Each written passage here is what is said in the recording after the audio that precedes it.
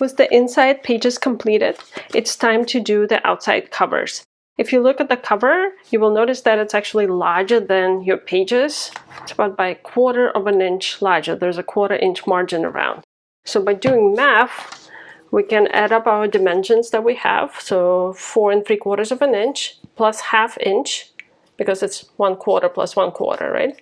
We're doing 1/4 inch around each of this. So we get 5 1/4 inch. And then we also have this dimension, which is 6 1/8 inch.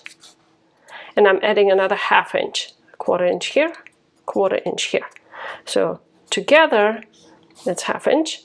And we are going to get 6 inches and 5/8 inch. This is the size of the board that you're going to cut. And yet again, refer to your own dimensions when you build the book.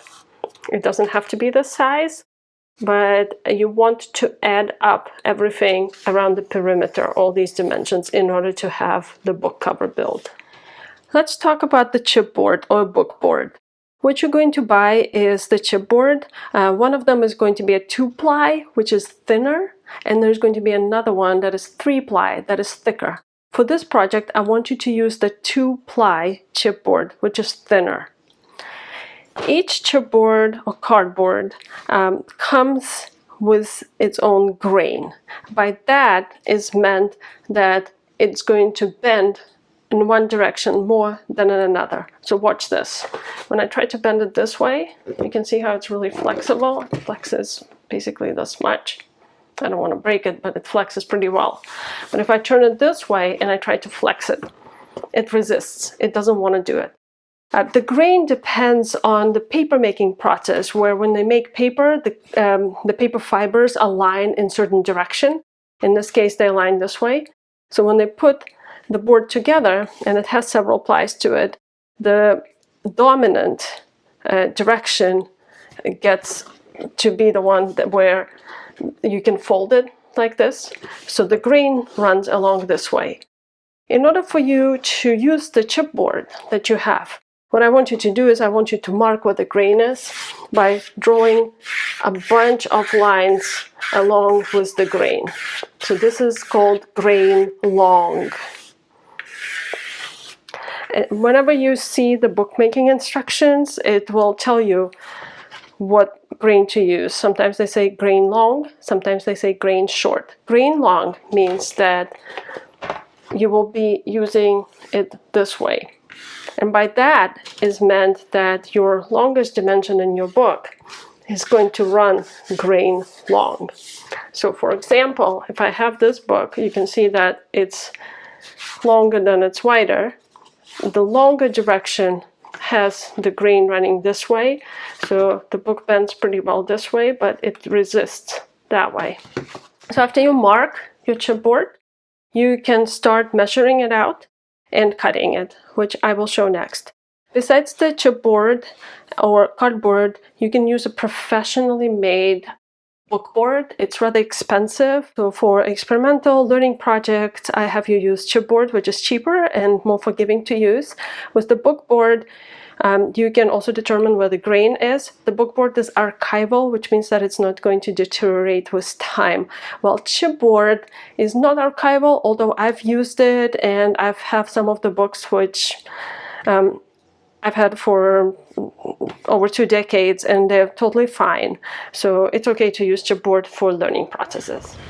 I went ahead and marked my board with the dimensions that I need. So we're going to go with the grain, and the dimensions are 5 1/4 inches this way and 6 5/8 this way. When you take measurements and when you mark it, you might want to use the ruler with the cork underneath or some kind of a tape so it doesn't slip on you. And the other thing that I do, usually if I take a measurement, I tend to tilt the ruler a little bit down so my stainless steel ruler sits right on top of the paper, and then I take a marker I also use very sharp pencil, so this way the mark is clear. There's no thickness or not much thickness to it, so this way I can cut where it's marked and I don't have to guess, do I cut on the left of it or right of it. Alright, so next thing is cutting the board. When I drew the whole thing out, I think it makes sense if I cut like this first and then cut these two boards rather than cutting them like this, because I want to save this for my next project. So I'm going to go ahead and do this. Line the whole thing up. First, you want to score it. First of all, you want to use a very sharp knife, and you want to just score it a little bit. Just a little bit, you can see. It's just scored a little bit. The goal is not to cut right through it, because this really is not like a butter. It will not cut through right away. It will take several scorings. And when I cut, what I want to do is I want to keep my knife straight down on the 90-degree angle. I'm not using it like this, and I'm not using it like this. I'm using it straight down. And once you start scoring, just keep on going. Sit in that groove and keep on going, and it will happen eventually. Eventually, you're supposed to get pretty straight edge, and if you held your knife exactly under 90 degrees, that straight edge is going to come down on the 90-degree angle from this one. So it's going to be perpendicular to your top. That's what you want. You don't want a crooked edge or anything like this. You don't want to cut under the angle with your blade. You're going to hold it straight down and just pull.